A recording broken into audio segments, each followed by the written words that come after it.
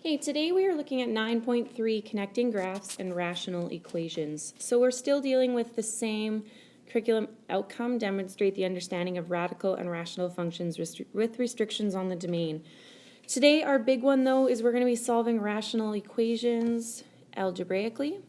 So this is going to be our big one. We're also going to be using some graphing software, so Desmos, in order to verify that we have the right roots of our rational equation.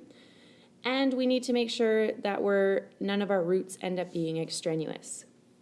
So in previous lessons, we were able to find the x-intercepts of a rational function by simply factoring the numerator of a rational function, and we were able to look at the numerator, and then we were able just to tell what our roots were. Now we will be dealing with a more complicated rational equation, so it'll be very difficult to factor out our numerator or even manipulate the equation to get rid of a single fraction. So let's take a look at example number 1. It says determine the roots of the following equation. The very first thing we notice is that we have a fraction and we don't like fractions, so the first thing I would recommend doing is getting rid of those fractions. To get rid of the fractions, we can first multiply everything by x, because we have an x in the bottom. So if we multiply everything by x, the x times this x is going to cross off. We're then going to get an x times an x, so we're going to get a negative x squared. And an x times a 5 ends up being 5x, and then x times 0 is just 0, so that doesn't change. So we end up now having 14 minus x squared plus 5x equals 0. What you'll notice is that we have a quadratic, but we don't like when our quadratic starts with a negative x squared. So what I would do is bring everything actually to the other side, and we would get x squared minus 5x minus 14 equals 0, which is what we have right here. So x squared minus 5x minus 14. This does factor nicely, so we need to find something that multiplies together to give us negative 14 and adds together to give us negative 5. And we get negative 7 and positive 2. So we can make those our factors, x minus 7 and x plus 2. So those are going to be our roots. Example number 2, solve the following equation to the nearest hundredth, verify by using graphing software. This one looks a lot more difficult because if you look at the bottom, we have two denominators that we want to get rid of. We always kind of want to get rid of our fractions first. Fractions just make things look more complicated, so we want to get rid of them. We can factor this bottom, so we can take a 2 out, and we're left with x plus 5. So then you'll notice that the 2 is found here and the 2 is found here. So if we look down here to this one, this just has the factored form on the bottom. We can actually multiply this whole fraction by 2 and x plus 5. So we're going to multiply everything by 2 and x plus 5 so that we can get rid of the 2 on the bottom here and the 2 times x plus 5 on the bottom here. So if we multiply the 2 by the 2 and the 2x plus 5, we get this. We multiply the 3x by the 2 and the 2x plus 5. And we multiply the 1 plus 4x minus x squared by the 2 and the 2x plus 5. What you're going to notice is we're going to have some things that cross off. So in this one we have our 2 and our 2 are going to cross off, and our 2 and our 2x plus 5 are going to cross off. And then we're going to have to do some simplifying. So if we multiply the 2 times the 2, we get 4, and then the 4 times the 2x, we get 8x, and the 4 times the 5 ends up being 20. We then can multiply the 3x to the 2x, and we get 6x squared, and the 3x to the 5, and we get a negative 15x because there is a subtraction sign right here, so we're subtracting both of those things. And then actually we don't simplify anything here, nothing multiplies together, but I like writing it with my x squared first. So I just rewrote it as negative x squared plus 4x plus 1. We then want to collect our like terms, so we could bring our x squared over and we get negative 5x squared. We can collect our 8x and our minus 15x and our 4x. If we bring that over, it becomes a minus 4x, and we get minus 11x. And then our 20 minus 1 is going to be plus 19. What we're going to notice is this does not factor nicely, therefore we need to use our quadratic formula. So if you remember, our quadratic formula is just x equals negative b plus or minus the square root of b squared minus 4ac over 2a. We can put our factors in, so our b is going to be a negative times a negative 11 plus or minus the square root of negative 11 squared minus 4 times a, which is negative 5, times c, which is 19, all over 2 times negative 5. If we do this, we're going to get our two values, and they are going to be 1.138 and negative 3.338. The question, if we go back to the top, says verify by using graphing software. So that's what we're going to do next. We are going to put in, you can just put this into Desmos. So if you put the first part of the equation, which was 2 minus 3 over 2x, and then equals is going to be our other equation. So 1 plus 4x minus x squared over 4x plus 10. What you'll notice is we actually get that's something that looks like this. So our first equation ends up being this line. So this ends up being our 2 minus 3 over 2x. And the two blue lines end up being the second part of our equation. Where they cross at negative 3.338, which was our first root. And they cross at 1.138 as well. So we know we did this correctly because we came up with the same two roots.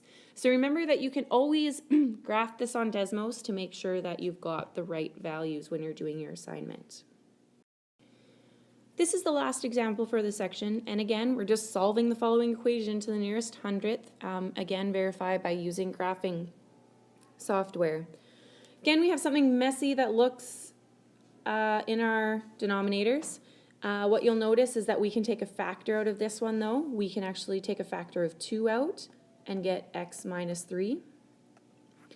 And if you look at this one, this is not written, if we change it so that it's written as negative x plus 3, what you'll notice is this is the exact opposite of this one. So we can actually take a negative out of this. So we actually get a negative x over a negative x minus 3. What's going to happen, because we have a subtraction sign right here and we have a negative on the bottom, this is actually going to cancel off and we're going to be left with a plus x over x minus 3, which is a lot nicer. So because we just have an addition sign, we don't have that extra negative. So if we look here, okay, this is the factored form that I just went through. So we took the 2 out of that. And then this is the factored of this. I just took the negative out. So that's going to end up changing it to a positive. So again, we want to multiply this whole thing by the factors on the bottom. So 2 times x minus 3, because we've got a 2x minus 3 here, and we have an x minus 3 here. So those are going to cross off eventually, and we'll get rid of those fractions. So I've already written it on the top here. So 2x minus 3 times the x plus 3 equals the 2x times x minus 3. So that was that 2. Remember, this changed to an addition sign because we had the subtraction and the negative sign on the bottom. So that now became an addition sign. And we've got the x times 2 times x minus 3 over x minus 3. We can now cross some things off. So my 2's cross off here, my x minus 3 cross off here, and I'm just left with x plus 3. Nothing crosses off here, so I can multiply my 2x to my 2, and I get 4x times x minus 3. And my x minus 3 crosses off, and my 2 times my x ends up being 2x. I can distribute my 4x into the brackets, and I get 4x squared minus 12x, and I still have x plus 3 on this side and 2x on this side. We are going to collect like terms now, so we can collect the x, or we can move the x over, and we get a minus x. Therefore, minus x, so that when you get a 2x minus 12x is going to give us a minus 11x, and then we move the 3 over, we get a minus 3. This is something that factors nicely, so if we multiply the 4 times the negative 3, we get our product as being negative 12. And then we have to add to find something that gives us negative 11.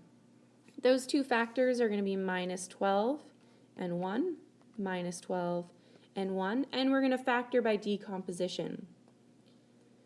So what's going to happen here is we're going to rewrite our first term, which is 4x squared, put in our second term, minus 12x, put in our other term, plus x, and write our last term, minus 3. We can then take out a 4x, so we can take out a 4x, and we're left with x minus 3. And we don't want to take anything out of here, so this is just going to be a plus 1, x minus 3, so that these two factors end up being the same. If we group our factors, we get 4x plus 1 as being our first factor, and x minus 3 as being our second factor.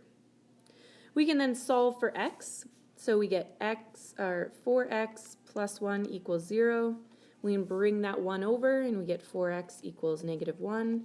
Divide by 4, and we get x equals negative 1 over 4. And the other one is going to be x equals 3.